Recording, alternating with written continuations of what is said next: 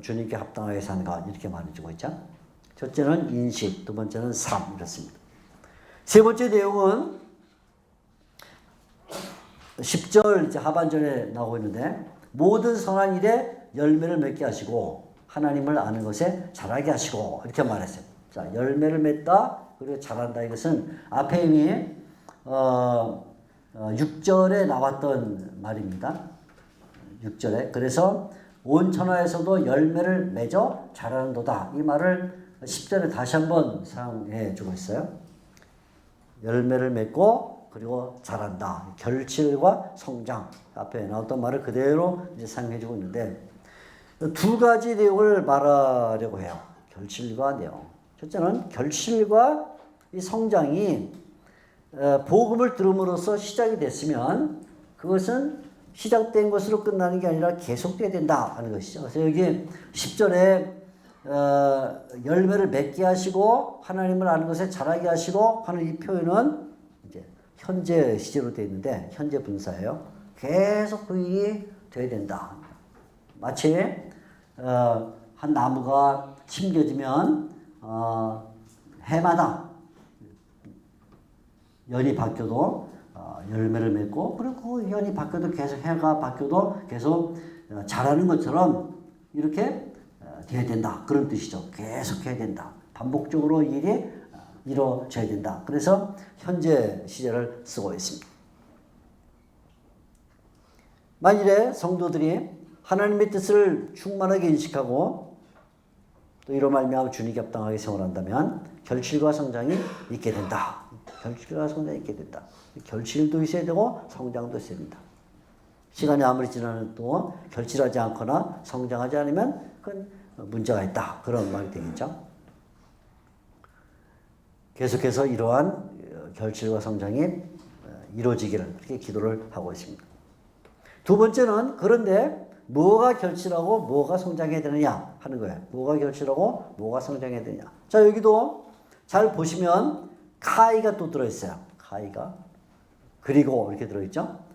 그래서 모든 선한 일에 열매를 맺는 것과 또 하나는 하나님을 아는 것에 자라는 것 이렇게 돼 있어요. 그러니까 바울이 이 카이라는 그리고라는 이 단어를 아주 선호를 하고 있는데 앞에서 금방 보았던 것처럼 다시 한번 또 비슷한 문구를 사용하고 있습니다. 양분을 하고 있어요. 하나는 열매를 맺는다 하는 것은 선한 일에, 그죠? 성장한다 하는 것은 하나님을 아는 것에 이렇게 나누고 있어요. 모든 선한 일에 결실이 있어야 하고 하나님을 아는 것에 성장이 있어야 된다. 이대로 하나님을 아는 것이란 말은 위에서 말한 것처럼 그노지스가 아니라 에피그노지스를 사용하고 있다. 하나님을 그냥 지식으로 정보로 아는 게 아니라 인식으로 삶으로 알아야 된다. 그런 의미이죠. 그래서 바울은 첫째는 모든 선한 일에 결실하기를 기도하고 있고 모든 선한 일에 결실한다 하는 말은 뒤에 바울이 미덕 목록에서 말할 것처럼 다양한 어떤 덕목들 그것이 계속 신자들의 삶 가운데 열매를 맺어야 된다 하는 것이죠. 동시에 하나님을 아는 것으로 성장해야 된다. 하나님에 대한 인식이 성도를 계속 발전시키고 또 진보시키고 성장시키는 일이 돼야 된다. 이렇게 말해주고 있습니다. 자, 그러므로 결국 바울은 어떤 순환고리를 말하고 있는 것인데 지식은 삶을 낳아야 되고 지식은 그리고 그런 삶은 다시 또 지식을 낳는 이런 과정이 계속 반복이 돼야 된다. 하나님을 알면 그것이 삶으로 표현돼야 되고 삶으로 표현되면 다시 그것이 하나님을 아는 것에 성장이 이루어지는 순환고리가 있어야 된다는 거예요. 어느 한 지식은 지식으로 남고 행위는 행위로 분리되는 게 아니라 둘이 같이 계속 순환이 돼야 된다. 그것을 위해서 기도를 해주고 있습니다. 세 번째 기도 내용이죠. 네 번째 기도 내용은 능력에 대한 얘기, 능력. 이렇게 말합니다. 능력. 1장 11절입니다. 그의 영광의 힘을 따라 모든 능력으로 능하게 하시고 능력의 신자가 되기를 기도하고 하십니다. 능력으로 능력 있게 하시고 이렇게 말해요. 거기 비슷한 말을 두 번 반복하는데 어떤 때는 유사한 말을 반복해서 어떤 때는 같은 말을 반복해서 바울은 자기가 강조하고 싶은 내용을 더 세게 말해주고 있습니다. 능력으로 능력 있게 하시고 이렇게 말합니다. 능력으로 능력 있게 하시고 한마디로 말하면 모든 신자가 능력 신자가 되어야 된다. 이렇게 말하는 것이죠. 그래서 바울은 성도의 능력에 대하여 큰 관심을 가지고 있는 것을 같은 말을 두 번 반복해서 보여주고 있습니다. 그럼 이런 능력은 어디에서 오는가? 이런 능력은 철저하게 하나님의 영광과 관련이 있다는 것이죠. 그래서 11절에 이렇게 말하고 있습니다. 그의 영광의 힘을 따라 그는 하나님을 가리키고 있어요. 바로 앞에 하나님이라는 단어를 가지는 것이죠. 하나님의 영광의 힘을 따라. 그래서 결국 신자들이 능력을 얻는다는 것은 하나님의 능력, 하나님의 능력, 또 하나님의 영광과 관련이 있다. 자, 먼저 하나님의 영광과 힘을 따라라는 이 표현은 하나님의 두 속성을 보여주고 있는데 하나는 하나님은 영광스럽다 하는 것과 또 하나님은 힘을 갖고 있다 하는 것이죠. 하나님의 영광과 힘을 따라라는 말 속에는 하나님은 영광스럽다는 표현과 하나님은 힘을 갖고 있다라는 표현이 두 개가 들어있어요. 동시에 이 능력과 영광은 어떤 상호 부환적인 성격을 가지고 있는데 하나님의 영광은 그 자체가 능력이다. 이런 말을 알 수 있어요. 또 하나님의 능력은 그 자체가 영광스럽다. 그래서 영광의 능력 또는 영광의 힘 이렇게 말할 때 이 둘은 하나님에게서는 영광과 힘이라는 것이 같이 늘 따라가는 거예요. 이건 마치 고대의 왕국의 왕들이 가지고 있는 모습과 비슷해요. 어떤 왕이 예를 들어 능력이 있다. 그것이 영광이에요. 또 어떤 왕이 영광스럽다. 그것이 능력이에요. 그러니까 우리가 구약 성경에 유대 나라의 왕들 가운데서도 발견되지만 특별히 유대 나라를 침공했던 메소포타미아 지역의 왕들 설명할 때 보면 어떤 왕이 능력이 있다. 그것이 영광이고 영광스럽다. 그것이 능력이에요. 그러니까 바울이 여기에 하나님의 영광의 힘을 따라 이렇게 말했을 때 두 단어를 사용한 것은 하나님의 두 속성을 보여주는 것이자 동시에 영광과 힘의 관계를 보여주는 것이다. 그래서 하나님은 영광스럽기 때문에 능력적이고 또 하나님은 능력적이기 때문에 영광스럽다. 근데 바로 그 하나님이 영광스러운 분이고 하나님이 영광스럽게 만드시는 분이기 때문에 이 하나님과 관계하는 사람만이 영광의 능력을 가질 수가 있다. 그것이죠. 그래서 바울이 성도들을 위해 기도할 때 네 번째 기도가 능력 신자가 되기를 바라는 것인데 능력 신자는 뭐냐면 하나님과 얼마나 밀접한 관계를 갖고 있느냐 하는 것이죠. 그래서 하나님과 밀접한 관계를 가질 때만 능력 신자가 된다. 능력 신자라는 것이 하나님과의 관계에서 설명이 되고 있다는 것입니다. 하나님의 영광의 힘을 따라 얻는 성도의 능력은 무엇을 위한 것인가? 그 목적이 뭐냐? 이렇게 능력을 얻게 되면 뭐 하느냐? 뭐랄까요? 뭘 하느냐? 능력을 얻는다. 그러면 금방 우리는 선교하고 이렇게 구제하고 이렇게 하지만 바울은 그렇게 생각하지 않죠. 하나님의 영광의 힘을 따라 성도가 능력을 얻으면 그때 가지게 되는 게 뭐냐면 인내다. 인내. 이렇게 말해줬어요. 다른 차원의 얘기를 우리에게 해주고 있죠. 그래서 11절 이렇게 말합니다. 그의 영광의 힘을 따라 모든 능력으로 능하게 하시고 결국 기쁨으로 모든 견딤과 오랜 참음에 이르게 하시고 그 영광의 능력을 하나님과 긴밀한 관계 속에 능력을 얻으면 그때 주어지는 결과가 뭐냐? 인내와 오래 참음이다. 인내 오래 참음 이렇게 말해요. 자, 여기도 다시 바울이 또 카이라는 용법을 또 썼어요. 그리고 두 개로 나눠요.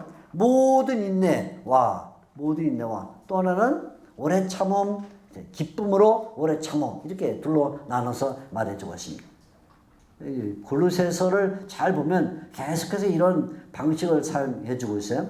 카이를 중심에 놓고 두 개의 요소를 이렇게 조합해 나가는 것이죠. 그래서 균형을 잡아요. 이 앞에서 말한 것처럼 어떤 평균성 가운데 지금 이야기를 해 나가고 있습니다. 그래서 모든 능력으로 능하게 하시고 그것이 일단 견딤, 모든 견딤 또 하나는 기쁨으로의 인내를 가져온다. 이렇게 말하죠. 처음에 제가 이 어떤 학자들이 이 골로새서를 분석할 때 11절과 12절을 나눈 학자들이 있다 이렇게 말했습니다. 11절과 12절을 나눈 학자들이 있다. 그것이 분사용법에 불가능한데 나눈다 이렇게 말했는데 그렇게 한 이유가 이 기쁨으로라는 단어를 이 헬러 편집본인 네슬리 알란트판이 12절에다가 붙였어요. 지금 여기 우리 성경은 기쁨으로를 11절에다가 붙였는데 네슬리 알란트판은 그것을 12절에 붙였습니다. 그래서 이렇게 합니다. 기쁨으로 12절에 기쁨으로 감사하게 하시기를 원하노라 이렇게 만들어 놨어요. 그러다 보니까 학자들이 네슬리 알란트판의 의견을 따라서 12절을 11절과 단절시키는 현상이 있는데 별로 좋은 방식이 아니죠. 그냥 11절에 두는 게 좋죠. 왜냐면 카이의 용법이 앞에서부터 계속 그렇게 우리에게 요청해 주고 있기 때문에. 그래서 두 가지 결론에 성도가 능력을 가지면 두 가지 결론에 이른다. 하나는 모든 인내, 하나는 기쁨으로 오래 참음. 두 개에 이른다. 인내라는 단어는 언제나 뭘 전제하고 있는 핍박과 고난을 전제하고 있어요. 인내라는 단어가 이 신약 성경에 사용되는 휘포모네라는 이 단어인데요. 휘포모네라는 단어를 사용할 때는 이 단어는 본래 뜻이 뭐냐면 위에서부터 뭐가 압박이 눌러요. 맞지? 들기름, 참기름 짤 때 위에서 프레스가 그냥 누르면 그 깨가 깨지면서 기름이 나오는 것처럼 위에서 프레스를 누르면 그게 이제 밑에서 그 깨알들이 견뎌야 되거든요. 못 견디면 깨지고 기름이 되는 거고 견디면 그냥 깨알로 남는 거죠. 무슨 말인지 이해가 되셨죠? 참깨, 참기름, 콩기름 짜는 좀 가볼 필요가 있어요. 그래서 프레스가 누르면 이제 포도즙을 짤 때도 마찬가지고 감남류를 짤 때도 마찬가지고 위에서 프레스가 누르면 결국은 그 알이 못 견디면 터져가지고 이제 액이 나오게 되는 것인데 그때 그 밑에 있는 것 그게 뭐냐면 그 인내예요. 인내. 그러니까 항상 인내라는 단어는 위에 뭐가 누르고 있다 이게 전제가 돼요. 핍박이에요. 핍박. 그래서 이게 모든 인내라는 말은 성도가 능력을 하나님의 영광과 하나님의 그 힘을 따라서 능력을 갖지 않으면 세상에서 오는 이런 모든 핍박을 견딜 수가 없다. 그래서 그건 언제 우리가 인내할 수 있냐면 마음이 담대하거나 무슨 체력이 강하거나 그때 인내하는 게 아니고 뭐냐면 능력을 받아야 되는데 무슨 능력이냐면 하나님의 영광과 하나님 힘에 의존하는 그 능력을 받을 때만 인내가 가능하다. 그거죠. 그래서 여기 모든 인내라는 말은 이건 상당히 사회적이며 외면적인 밖에서부터 들어오는 그런 고난에 대한 인내를 말하고 있다. 이렇게 볼 수 있어요. 그에 비해서 오래 참음이라는 단어는 오래 참음 이것은 성품과 인격의 견딤을 말해주세요. 성품과 인격. 그래서 우리가 잘 알고 있는 단어가 이제 굉장히 현실적으로 들리는 거 뭐냐면 사랑은 오래 참고 할 때 그 같은 단어예요. 그러니까 물론 여기는 명사형이고 사랑은 오래 참고 할 때도 동사형이지만 똑같은 단어예요. 오래 참는다. 사랑은 오래 참는다. 그럼 핍박의 문제가 아니거든요. 그러니까 인격, 성품, 그죠? 사랑이라는 것은 그렇게 상대방이 괴롭히고 상대방이 마음에 안 들고 상대방이 뭐 좀 문제가 있어도 내가 그걸 인격으로 감내해 나가는 거 그걸 말할 때 오래 참는다 그거 말하는데 이때는 인내라는 단어는 사회적인 아니면 뭐 정치적인 이런 외면적인 핍박을 말한다면 오래 참음이라는 것은 성품 또는 인격의 견딤을 말해주고 있다. 내면적이며 또 심동적인 그런 성격을 가지고 있죠. 그래서 이 오래 참음에는 뭐가 동반돼야 되냐면 기쁨이 동반돼야 된다. 그래서 기쁨으로 오래 참음 이렇게 말해요. 기쁨으로 오래 참음 그것이죠. 그러니까 어떻게 성도가 기쁨으로 자기의 마음을 다스리면서 불쾌한 일 아니면 화가 나는 것 또는 이런 것들에 대하여 견딜 수 있느냐 하면 그것은 능력신자가 되어야 된다. 능력이 어디서 오냐? 하나님의 영광에 힘을 따를 때만 온다. 그렇게 말해요. 그래서 그것을 위해서 기도하는 거예요. 인내는 자신의 구속의 완성을 위해서도 필요한 것이며 동료 성도들의 성숙을 위해서도 필요한 것이다. 이런 말이죠. 여기서 하나님의 영광에 힘을 따라 주어지는 능력이 없다면 자신을 위한 인내도 타인을 위한 오래 참음도 있을 수가 없다. 그래서 네 번째 기도 제목이 능력 가운데 인내, 이것을 위해서 기도를 해주고 있어요. 자, 첫째는 하나님을 아는 것, 두 번째는 주님을 따라 행하는 것, 세 번째는 결실과 성장, 네 번째는 능력 중에 인내를 말해요. 다섯 번째는 감사입니다. 바울의 다섯 번째 기도 제목은 감사이죠. 감사. 하나님 아버지께 감사하는 것. 그래서 12절에 우리로 하여금 빛 가운데서 성도의 기업의 부분을 얻기에 합당하게 하신 아버지께 감사하게 하시기를 원한다. 다섯 번째 기도 제목이 하나님 아버지께 감사하는 것이다. 이렇게 말해주고 있습니다. 마치 사도 바울이 1장 3절에 우리가 하나님 아버지께 감사한다 라고 말했던 것처럼 성도들을 위해서도 하나님께 감사하는 것, 그것을 위해서 기도하고 있습니다. 하나님 아버지께 감사할 수밖에 없다. 그 이유가 뭐냐? 그 이유를 말해주고 있죠. 왜 우리가 하나님께 감사하는 기도를 해야 되느냐 하면 그 이유는 빛 가운데서 성도들의 기업의 한 부분에 들어가기에 충분하게 하셨기 때문이다. 이렇게 말합니다. 개혁판 성경에 의하면 우리로 하여금 빛 가운데서 성도의 기업의 부분을 얻기에 합당하게 하신 아버지께 이렇게 말했어요. 합당하게 하신, 이 말은 헬라어로는 충분하게 하신 그 말입니다. 충분하게 하신. 우리에게 그런 자격을 주셨다. 성도의 몫에, 성도의 기업에 참여할 그런 우리에게 자격을 주었다. 또는 조금 더 정확하게 말하면 그것을 우리가 충분하게 그것을 우리에게 보장해 주신 분이 누구냐? 그분이 하나님이시다. 이렇게 말하죠. 자, 여기 이 말 속에는 첫째는 하나님이 어떤 분이냐 하는 것을 말해주고 있어요. 하나님 아버지는 우리를 충분하게 하시는 분이다. 왜냐하면 그분이 영광의 힘을 가지고 있기 때문이다. 그 말이요. 11절에 앞에서 말한 것처럼 그분은 능력 소유자다. 그래서 우리를 충분하게 하신다. 뭘 충분하게 하시냐면 성도들의 기업의 한 부분에 들어가도록 그것을 충분하게 하신다. 우리가 성도의 기업에 들어가는 이것을 가능하게 하시는 분은 다름 아닌 하나님이시다. 그래서 하나님의 이 가능하게 하심을 따라 우리가 성도의 기업에 들어가게 됐다. 이렇게 말해요. 이게 두 단어가 결합이 됐는데 성도 기업의 부분 이렇게 말했어요. 기업의 부분 이렇게 말할 때 이 부분이란 말은 뭐냐면 어떤 구약의 용어들은 분깃입니다. 분깃 아시죠? 예를 들어 뭐 12지파가 여호수아의 지도하에 가나안 땅에 들어가서 땅을 나눴을 때 뭐 유다 지파는 이 분깃을 갖고 르우벤 지파는 이 분깃을 갖고 이제 분깃에 나눠서 이제 어떤 한 그 지역을 차지하게 된 그 부분이죠. 부분. 그러니까 무슨 말이냐면 성도 각자가 하나님의 모든 것을 가는 건 아니라는 거예요. 부분이다 이렇게 말할 수 있어요. 한 몫을 가질 뿐이다. 한 몫을. 그죠? 한 몫을 가진다. 그러니까 장차 우리가 하나님의 나라에 들어가서 하나님의 은혜를 맛볼 때도 우리는 언제나 그때도 상대적이 절대적이 될 수가 없다. 그런 말이죠. 부분을 얻는다. 이렇게 말하겠습니다. 거기에 참여한다. 이런 뜻인데 마치 12지파가 땅을 분배받았을 때 그 한 분깃을 받는 것과 같다. 이 말이죠.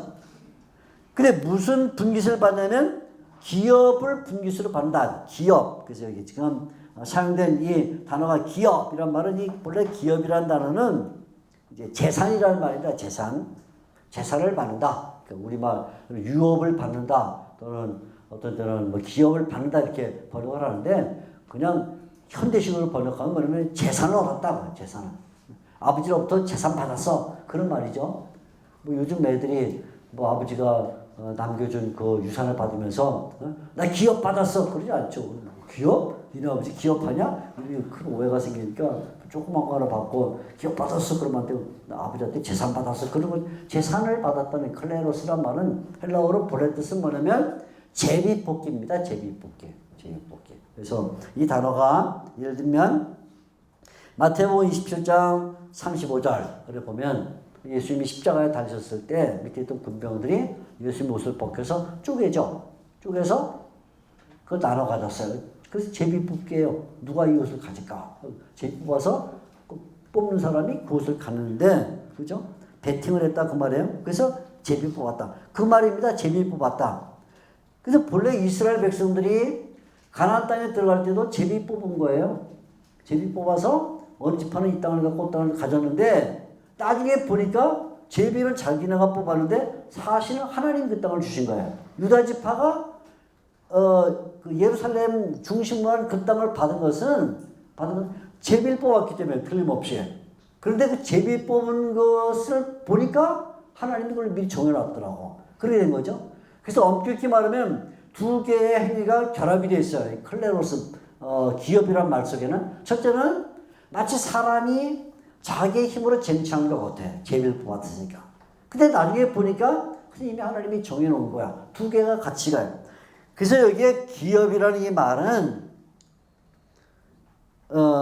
궁극적으로는 구약의 토지 분배라는 개념을 갖고 있음에도 불구하고 이것은 하나님이 벌써 결정해 놓은 것이다 라는 뜻을 가지고 있어요. 그러니까 바울이 뭘 기도하고 있냐면 하나님 앞에 감사하는데 왜 하나님 앞에 감사하는 걸 기도하냐? 하나님이 우리에게 이미 주실 재산을 정해 놓으셨기 때문이다. 그리고 그 재산에 들어가도록 우리를 충분하게 자격을 주셨고 그래서 우리가 가능하기 때문이다. 그게 감사할 내용이다. 그래서 그걸 감사해야 된다. 이렇게 기도하는 것이죠. 하나님이 주신 재산, 하나님이 결정해 놓은 그 유업, 성도가 받을 그 유업을 우리가 충분히 들어갈 그럴 자격을 하나님이 주셨기 때문에 그에 대하여 감사할 수밖에 없다. 이렇게 말해주고 있어요. 그게 기도의 내용이 되어야 된다는 것이죠. 이러한 기업에 들어가는 일은 빛 가운데서 됐다. 그렇게 말해요. 빛 가운데서 됐다. 그래서 빛 가운데서 됐다 하는 이 말은 다르게 말하면 결국 성도들이 들어간 그 기업이 뭐냐? 그게 빛이다. 그 말이에요. 빛. 광명 가운데 들어갔다. 이 말이죠. 그래서 이제 그 바로 이제 뒤에 부분 보면 바울이 13절에 계속해서 그것을 설명하는 말이에요. 그가 우리를 흑암의 권세에서 건져내셨다. 이렇게 말해요. 그러면 광명 가운데 들어간 그 자체가 빛 가운데 들어간 게 그 자체가 벌써 하나님의 재산이다. 그러니까 우리는 언뜻 보면 하나의 성도의 기업의 한 부분에 들어갔다 이렇게 말하면 그게 도대체 뭐냐 이렇게 물을 수 있는데 바울은 명확하게 그게 뭐냐면 그 빛이다 이 말이죠. 우리가 빛을 얻게 된 것이다. 어둠에서 나와서 13절 들으면 하나님의 아들의 나라에 들어가게 된 것. 그래서 그 가운데 빛을 얻게 된 게 그것이다. 이렇게 말해주고 있습니다. 사도 바울이 사도행전 26장에 보면 자기가 다메섹 길에서 예수를 만났던 것을 회상하면서 한 말이 그거예요. 어둠에서 불러 빛 가운데 들어가게 하셨다. 이렇게 말했는데 그게 결국은 성도가 얻게 된 재산이다. 우리가 늘 그것에 대하여 하나님 앞에 감사하는 기도를 드린다. 그런 말이죠. 자, 사도 바울은 이렇게 빛 가운데서 성도의 기업에 들어가는 것을 놓고 하나님 앞에 감사해야 된다. 감사 기도를 드린다. 이렇게 말하고 난 다음 잠시 하나님 아버지와 예수 그리스도의 관계를 설명하기 시작을 해요. 이 설명은 15절 이하, 그러니까 이게 기독론, 그리스도 찬양시 여기서 이제 자세히 나오겠지만 거기에 가기 전에 먼저 잠시 하나님 아버지와 예수님이 어떤 관계가 있냐 하는 것을 설명을 해주고 있습니다. 그래서 13절 말씀을 보면 하나님과 그리스도의 관계가 뭐냐 하는 것을 이렇게 설명합니다. 하나님은 성도들을 아들 예수 그리스도의 나라로 이전시키신다 이렇게 말해주고 있습니다. 결국 성도를 끄집어내서 어디로 들어가게 하냐면 그분의 아들 예수 그리스도의 나라로 들어가게 하는 것 그것이다 이렇게 말해주고 있죠. 위에 기도문에 나오는 하나님께서 우리로 하여금 빛 가운데서 성도들의 기업의 부분에 이르게 충분하게 하셨다 이렇게 말했는데 그 이유를 설명해 주고 있다 이렇게 볼 수가 있습니다. 그래서 하나님의 충분하심은 우리에 대한 하나님의 두 가지 행위에 근거한다 이런 말입니다. 우리에 대한 하나님의 두 가지 행위예요. 첫째 행위는 구원이라는 행위예요. 구원. 또 하나는 이전이라는 행위입니다. 구원과 이전. 첫째로 바울이 이렇게 말해주고 있습니다. 그가 우리를 흑암의 권세에서 구원하셨다. 이렇게 말합니다. 우리를 흑암의 권세에서 구원하셨다. 그러니까 성도가 하나님이 기업에 참여했다 하는 이 말은 두 가지 내용을 가지고 있는데, 하나님이 기업에 참여한다는 말은 첫째는 반드시 어디서부터 나오는 것이 있어야 된다. 어디서부터 나와야 된다. 그래서 흑암의 권세에서라고, 으로부터라는 말을 썼죠. 헬라어 에크입니다. 그러니까 아마 바울이 이 말을 썼을 때 출애굽이라는 이 사건을 마음속에 두고 있었다, 이렇게 볼 수도 있습니다. 하나님이 구원했다. 근데 하나님이 구원하셨는데 그냥 애굽에서 그냥 살도록 두셨다. 그럼 구원이 될 수 없죠. 애굽에서 이끌어내셔서 그로부터 나오게 하셔야만 구원이 되는 것처럼, 하나님이 우리를 그 기업에 참여하게 하셨다 할 때 그 말은 무엇보다도 어디서부터 나와야 된다. 어디서 나오냐면 흑암의 권세에서 나와야 된다, 이렇게 말해주고 있습니다. 자, 여기에 흑암의 권세에서 나왔다 하는 이 말은 성도들이 하나님의 기업에 참여하기 전에 어떤 사람이었느냐, 또는 어떤 영역에 살았냐 하는 것을 보여주고 있죠. 그것은 흑암이라는 영역 거기에 살았고, 흑암의 권세라는 그 주권하에 놓여져 있었다, 이렇게 보는 거예요. 근데 바울은 이때 신자의 이 상태를 단순히 흑암이라 그렇게 표현하지 않고 표현하지 권세라 이렇게 표현하는데 주의를 기울일 필요가 있어요. 흑암 이렇게 말하죠. 흑암의 권세 이렇게 말했습니다. 흑암의 권세라는 표현은 단순히 상태를 말하는 게 아니라 캄캄하고 어둡고 한 상태가 아니라 흑암에 의하여 다스림을 받고 있었다, 그런 말이죠. 흑암의 다스림을 받고 있었다. 그냥 흑암이라는 상태에 있었으면 걸어 나오면 돼요, 자기가. 그런데 왜 걸어 나올 수 없냐면 그 흑암이라는 것이 하나의 주권을 가지고 권세를 가지고 다스리고 있기 때문에 거기서 벗어날 수가 없는 것이죠. 그래서 인간이 자기 구원이 불가능한 그런 상태에 있었다. 하나님께서 행하시지 않는다면 이러한 권세로부터 구원은 있을 수가 없다. 그런데 하나님이 거기서부터 우리를 구원해 내셨다. 으로부터 첫째. 둘째는 하나님의 구원이라는 것은 이전 그냥 끄집어낼 뿐만 아니라 어디로 들어놓으셨다는 거예요. 그래서 그의 사랑의 아들의 나라로 옮기셨다, 이렇게 말하죠. 옮기셨다 라는 말씀이 어디로 말이 전제, 어디로, 그래서 어디에서부터 끄집어내서 어디로 들어가게 하셨다, 그런 말이죠.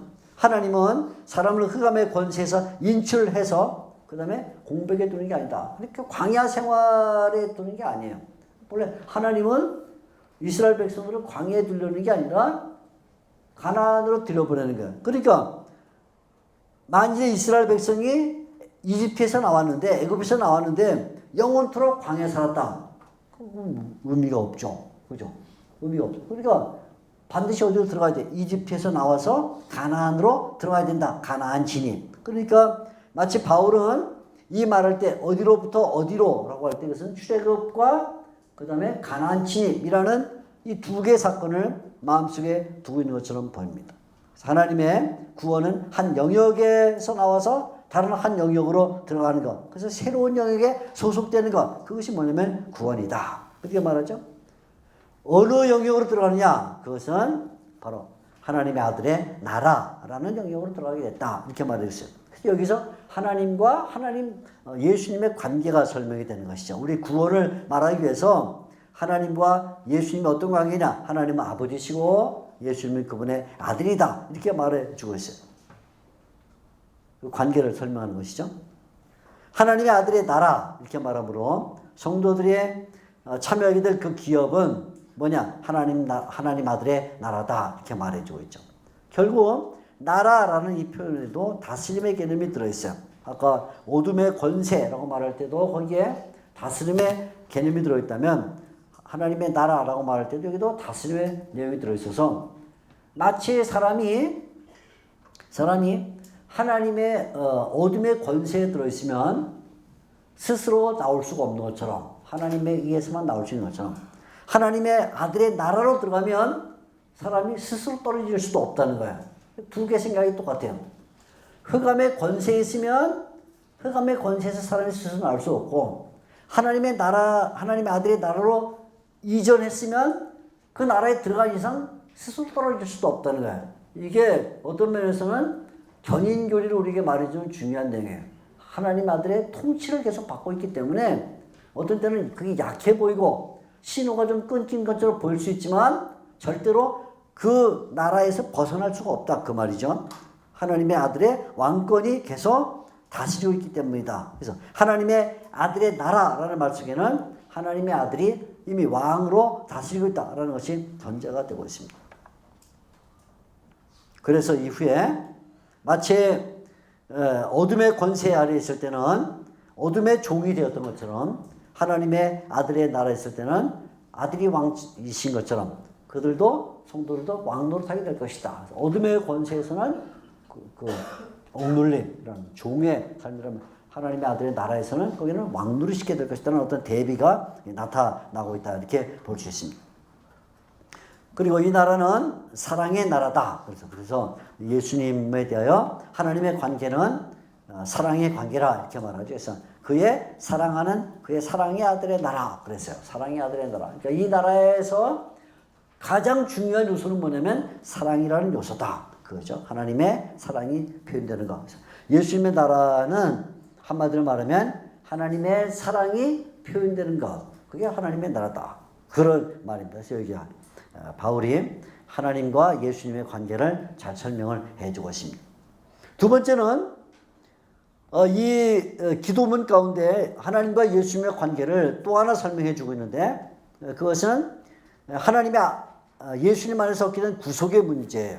1장 14절인데 하나님의 아들이신 예수 그리스도가 왕이시기 때문에 그분에게 속할 때 구속이 가능하다. 그래서 그 안에서 우리가 구속을 얻는다. 이렇게 말해요. 지금 개역 개정 성경은 속량 이렇게 번역하는데 잘하는 번역입니다. 속량. 속량이란 말은 정확히 말하면 뭐냐면 어떤 노예를 돈을 주고 사오는 것, 그걸 속량이라 그래요. 예를 들어 포로 잡혀 있는 사람에게 속전을 주고 그 사람을 석방하는 것, 그걸 이제 우리가 속량이라 이렇게 말하는데 이 단어를 잘 보여주는 것이 히브리서 11장 35절입니다. 바로 적어 놓으세요. 히브리서 11장 35절.